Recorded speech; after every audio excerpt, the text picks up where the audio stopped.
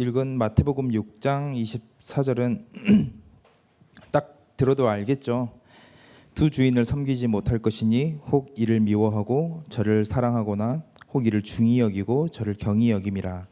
너희가 하나님과 재물을 겸하여 섬기지 못하니라 라고 되어 있죠.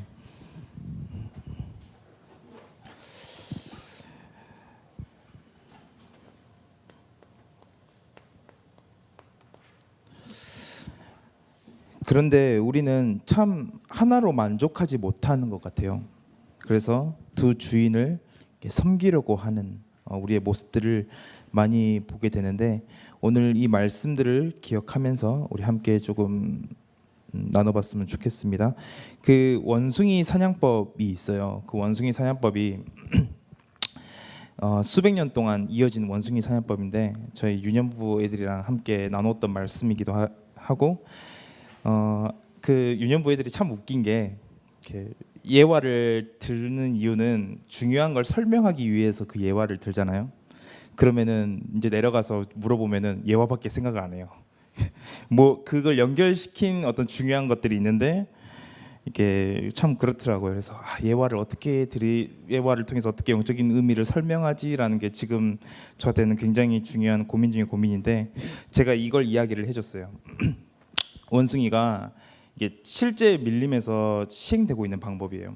원숭이 나무 밑둥에 이제 구멍을 파요. 근데 그 구멍이 원숭이 손이 겨우 들어갈 만큼의 이렇게 구멍을 파서 거기에 바나나를 놔둬요. 그러면은 그 원숭이가 그 바나나를 발견하고 손을 겨우 집어넣어가지고 바나나를 잡겠죠. 그런데 이 잡아버리니까 다시 못 빼는 거야. 그럼 멀리서 사냥꾼이 와서 저거를 그러니까 천천히 걸어가는데도 원숭이가 도망가지를 못하는 거예요. 왜냐하면 이걸 놔두고 도망가면 되는데 그 판단이 안 서는 거예요. 그래서 결국 원숭이가 이렇게 잡히고 말아요. 그게 수백 년 동안 이어지는 원숭이 사냥법이라고 하더라고요. 이게 그래 원숭이니까 그렇지라고 생각할 수 있지만은 저희도 똑같은 것 같아요. 저희도 저희 삶을 돌아보면은 참 놓고 싶지 않은 것들이 얼마나 많은지, 이걸 하게 되면은 내가 얼마나 가치 있게 되는지, 이 사실을 놓지 못할 때가 너무나도 많아요. 저 또한 그렇고, 우리 안에 여러 가지로 우상이 자리 잡은 게 너무나도 많다.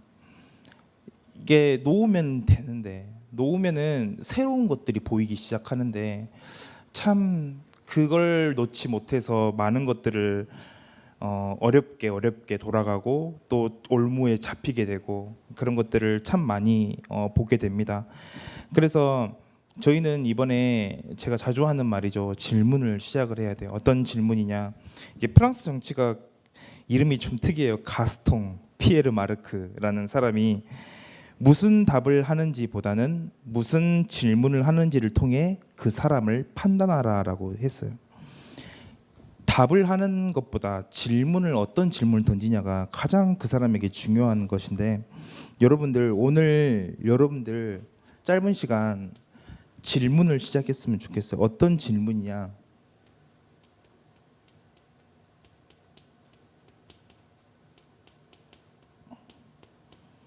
내가 달려가는 그 길이 올바른 길이 맞습니까? 라는 질문들을 했으면 좋겠어요. 내가 달려가는 길. 여러분들 열심히 지금 뭔가를 하고 있을 거예요. 그거를 초치기 위해서 제가 하고자 하는 말이 아니라, 여러분들이 하고자 하는 것들을 지금 하나님 뜻이 아니니까 내려놓으라, 이런 얘기가 아니라, 여러분들 조금만 알고 점검하면 돼요. 제가 책을 보다가 되게 웃긴 이야기가 있었어요. 성경의 희대의 가장 그 회의적인 순간, 가장 슬픈 순간이 어떤 사건인지 아세요? 성경에서 희대의 가장 슬픈 순간, 여러분들 꼽아보세요. 어떤 사건이 가장 슬프겠어요? 혹시 뭐 예수님이 유다에게 팔려가는 그 장면? 슬프죠. 가장 비참한 순간이에요. 이게 가장 비참한 순간이래요. 여러분들 뭐라고 생각해요? 혹시 성경에서 가장 비참하고 어려웠던 의견이 없습니까? 뭐 여러 가지가 있겠죠. 그렇죠. 베드로가 3번 닭을 울기 전에 부인했던 그 순간일 수도 있겠고. 근데 제가 읽었던 그 책에서는 어떤 게 가장 슬픈 순간이냐면은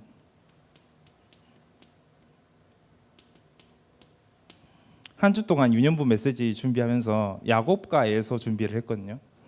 야곱가에서 계속 생각하다가 이 구절을 읽게 됐어요. 야곱이 7년 동안 라헬을 위해서 헌신하고 그게 며칠처럼 느껴질 정도로 헌신했어요. 근데 아침에 눈을 떠보니 레아였더라라는 구절이 나와요. 가장 비참한 순간이라고 얘기를 하더라고요. 아니 라헬만 생각하고 라헬만 추구하고 라헬을 위해 7년 동안 섬겼는데 그게 아침에 이제 술을 취한 뒤에 이제 동침을 했죠. 동침해서 아침에 눈을 떠보니까 레아였어. 여러분들 어떤 기분이시겠습니까? 그래서 굉장히 성을 냈다라는 게 그 뒤에 구절에 나와요. 그럴 수가 있습니까? 어떻게 이럴 수가 있습니까? 여러분들 자칫 잘못하다간 이런 오해를 할 수가 있어요.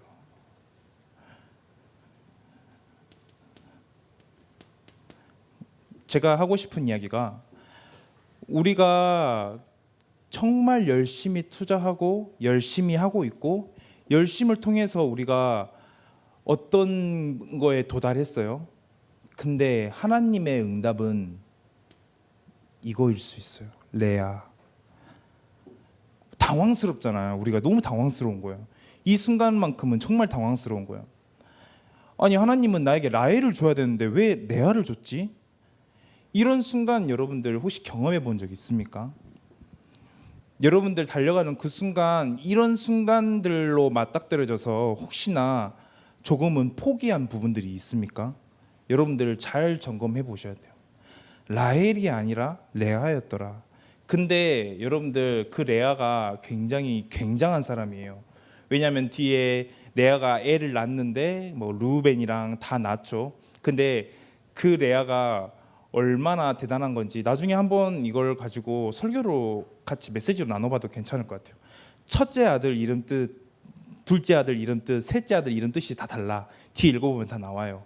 근데 처음에는 남편의 사랑을 계속 갈구하는 쪽으로 이름을 지었어요. 근데 마지막에 유다에게 돼서는 내가 드디어 하나님을 찬송하리로다 라고 딱 못을 받고 이름을 지어요. 유다 이름을. 레아가 굉장히 소외되고 참 슬픈 여인이었죠. 라헬의 그늘에 가려져서. 근데 더 대단한 건 우리가 응답을 레아로만 볼 수 있어요. 근데 그 이 레아를 통해서 여러분들 누가 오셨는지 아십니까? 라헬을 통해서 온 게 아니에요. 레아를 통해서 그리스도가 오셨어요. 그게 우리에게는 굉장히 중요한 거예요. 여러분들이 작다고 생각하고 아니다라고 생각하는 그 응답들이 실은 얼마나 그 내용이 굉장히 소중하고 중요한 건지 여러분들 가치를 제대로 평가하셔야 돼요. 내가 달려가는 길을 한번 점검해봐라. 그리고 우리가 지난 시간에 우리 함께 나눴던 구절이죠.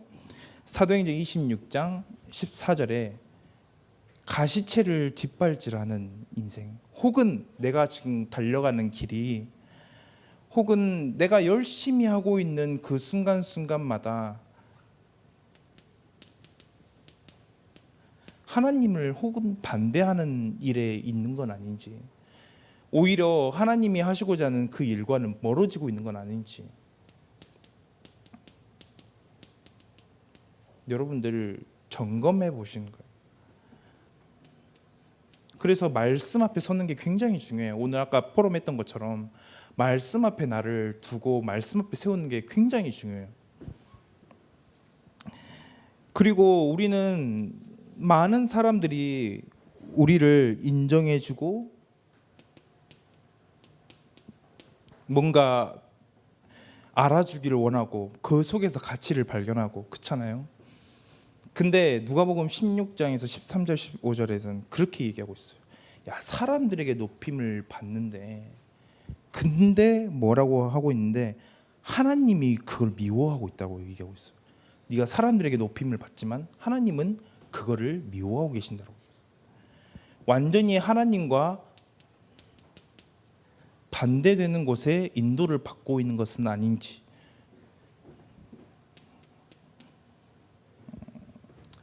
그리고 마지막으로 오늘 26장이 굉장히 많네요. 마태복음 26장 15절. 그게 어떤 이야기냐면은 유다가 팔아 넘기는 장면이에요. 예수님을 은 30냥에, 당시 종을 살 때 은 30냥이 필요하다고 하더라고요. 그러니까 종값만큼 산 거예요, 예수님을. 그 말씀의 성취였겠지만 저는 이게 비단 유다의 이야기냐, 가론 유다의 이야기냐. 우리도 지금 성공을 위해 마음껏 팔고 있지 않냐는 거예요. 예수님을 은 30을 주고 우리가 얻을 수 있는 거는 은 30밖에 되지 않는 거예요. 예수님을 계속해서 팔고, 내 성공을 위해서 팔고, 내가 가는 그 길을 위해서 팔고, 내가 잘 돼야지 이 복음이 의미가 있는 거고, 내가 실패의 길을 계속하면은 이 복음 너무 능력이 없는 거고.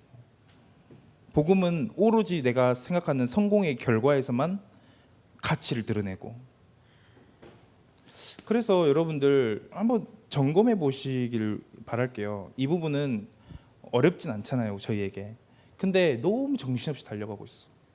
청년이 되면 이제 이것조차 분간하기가 힘들어. 너무 현실 감각이 세지니까.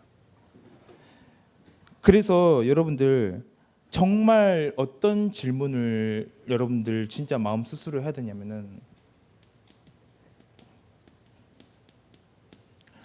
우리가 모든 것 다 가졌고 하나님이 살아계시고 하나님이 나와 함께 하시고, 오늘 말씀처럼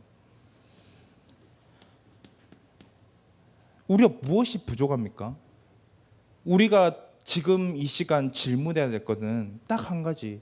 하나님께 진짜 인도받으려면 내가 지금 어떻게 해야 되는 건지, 내가 하나님께 진짜 인도받으려면 나는 무엇을 해야 될 것인지, 그 질문이 사실은 중요한, 우리에게 남겨진 질문이 되겠죠.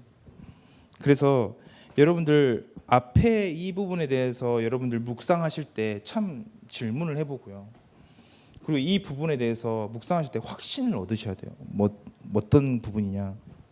아, 내가 가는 그 길이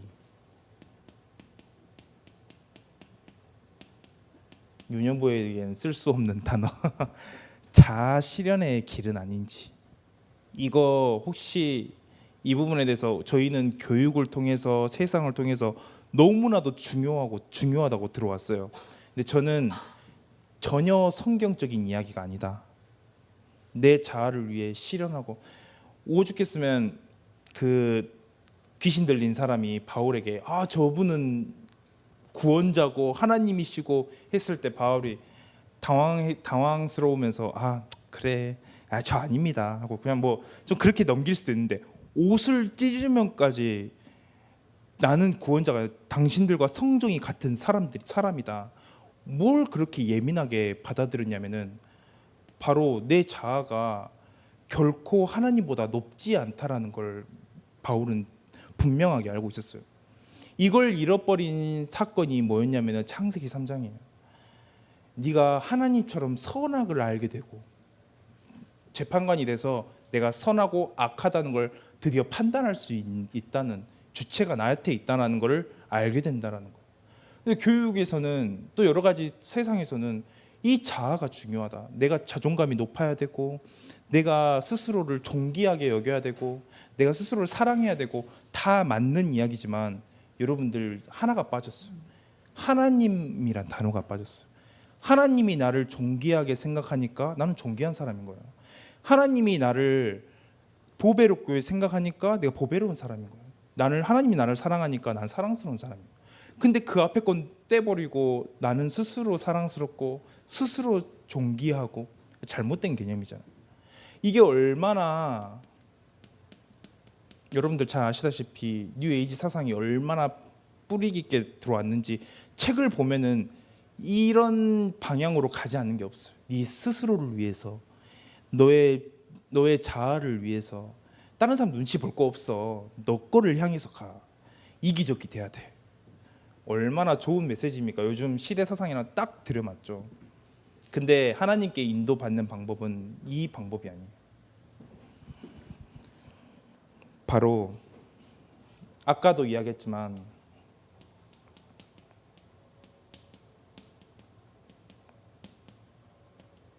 여러분 앞에 하나님이란 단어를 둬보세요. 여러분 앞에 진짜 하나님이라는 단어와 하나님이라는 가치를 한번 둬보세요. 여러분들 인생 그냥 내가 개척하는 치밀한 계획을 가지고 개척하는 인생이 아니라 하나님이 인도하시는 내 인생 무엇에 기대해야 될까? 내가 지금 이 시간 뭘 올인해야 되지? 내가 뭘 앞에 서야 되지? 혹시 어디 가십니까? 이제 오늘 범섭이 갔죠? 올라갔죠? 2부 예배 끝나고 올라간다 하더라고요. 뭔가 중요한 게 앞에 있으면은 좀 붕 뜨는 기분이 있어요. 근데 저는 중요한 특별한 순간에 앞에 서서 이걸 계속해서 여러분들 스스로 붙잡아 보시길 바라요. 내 앞에 하나님이라는 걸 세워보고 그 하나님 앞에 서는 것. 그리고 여러분들 모든 방향이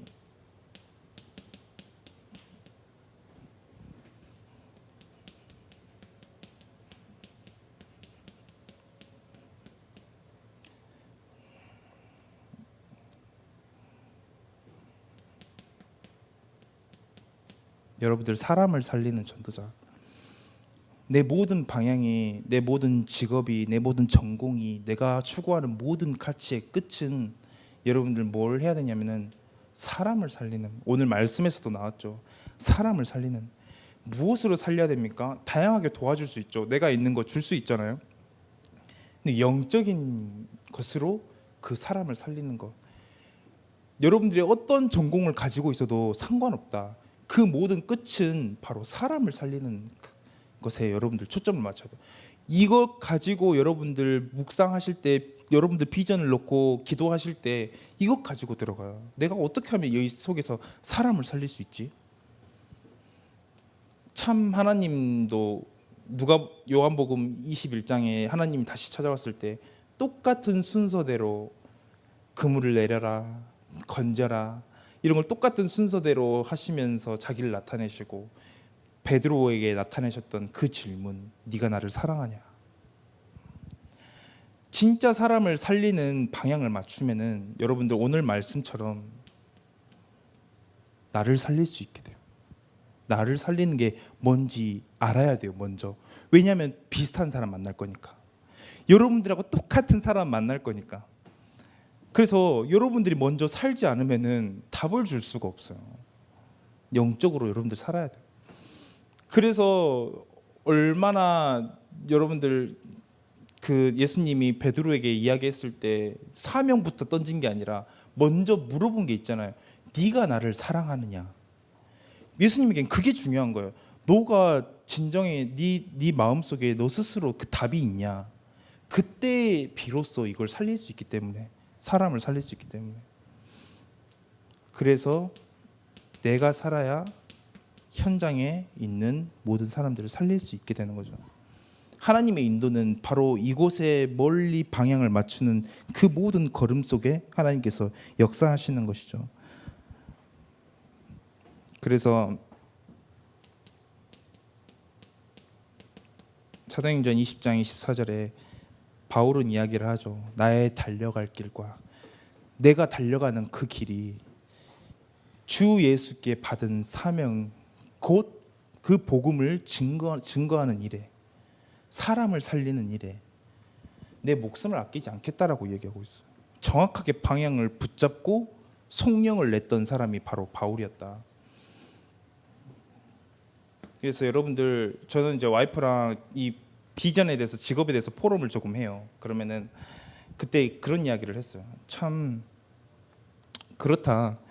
우리가 만약에 침몰하고 있는 배라면은, 우리가 진짜 침몰하고 있는 배에 있다면은 이 사람들에게 우리는 대체 무엇을 이야기를 해줘야 될까?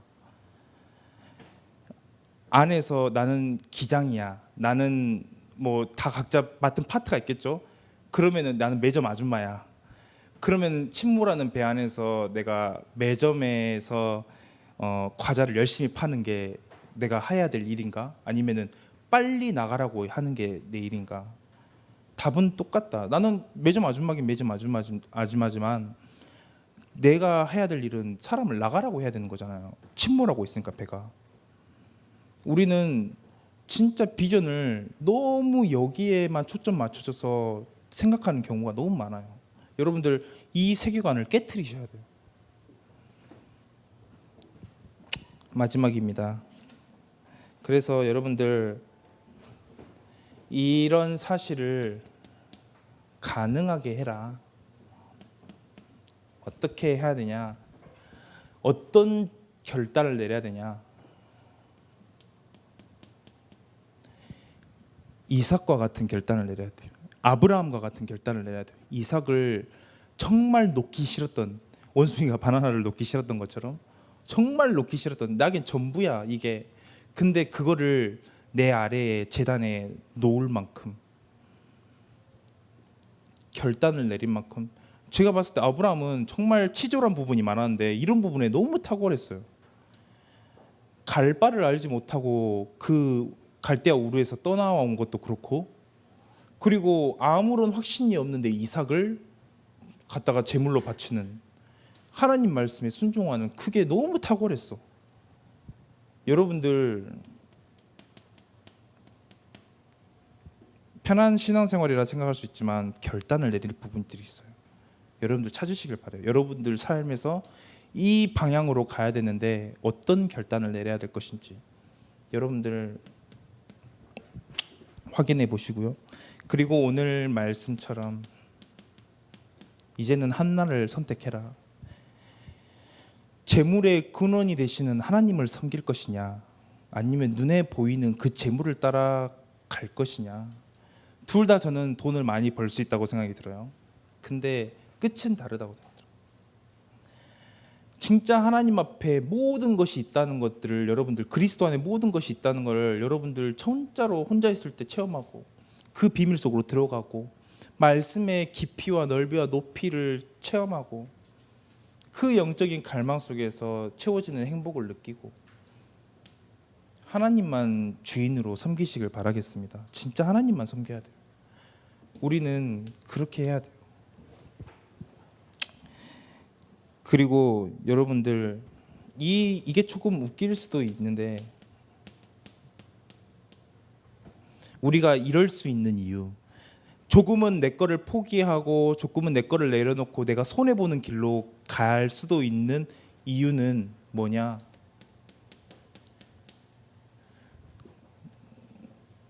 그게 보화가 있다는 걸 우리가 알고 있기 때문에. 하나님은 반드시 갚아주시고 내가 영적인 것에 투자하는 그 모든 것에 진짜 진정한 비밀이 있다는 걸 알고 있기 때문에 여러분들 그 비밀을 발견하세요.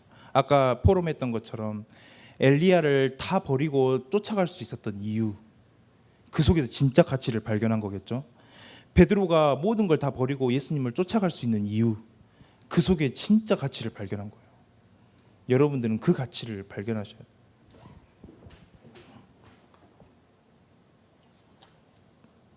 그래서 마지막입니다. 한 가지만 시작하세요.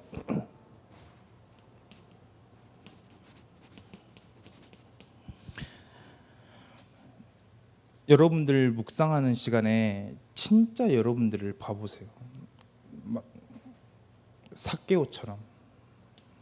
옛날에 같이 말씀을 나눴죠. 세리장이며 재물이 많았던 삭개오가 진짜 자기를 보게 된 거예요. 내가 얼마나 죄인인지, 내가 얼마나 하늘을 쳐다볼 수 없을 정도로 가슴을 치며 하나님 앞에 얼마나 부끄러운 죄인인지 알게 된 거예요.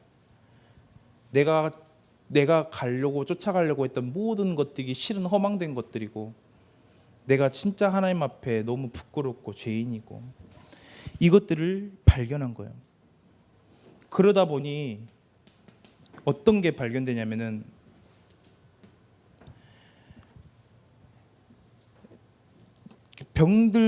병들지 않은 자에게는 의사가 필요 없는데 병든 자에게는 의사가 필요하고. 무슨 말이죠? 죄를 알고 있는 자에게는 그 죄를 해결할 수 있는 사람이 반드시